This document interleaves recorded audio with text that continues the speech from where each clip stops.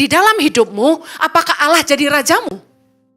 Apakah kehendak Tuhan jadi segala-galanya bagi kamu?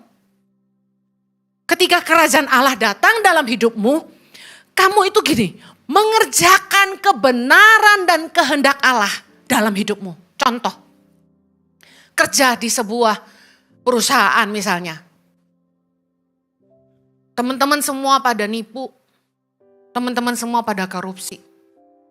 Tapi ketika kita mengutamakan kerajaan Allah, mendatangkan kerajaan Allah dalam hidup kita. Artinya gini, kita harus tetap pegang kebenaran. Kita harus tetap ngerti bahwa kehendak Tuhan saya tidak korupsi. Kehendak Tuhan saya tidak makan suap. Kehendak Tuhan saya nggak nipu. Kita mengutamakan kerajaan Allah dalam hidup kita. Suami nyakitin terus, rasanya udah nggak sanggup. Tapi ketika kita mendatangkan kerajaan Allah dalam hidup kita, bukan kehendak kita yang penting, tapi kehendak Tuhan yang penting.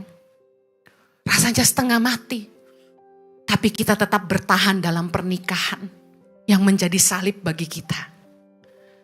Kadang-kadang hidup ini terlalu susah dan melelahkan.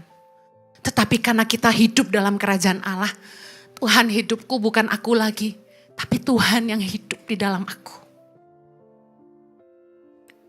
Kerajaan Allah bicara soal kehendak Allah paling penting dalam hidup kita.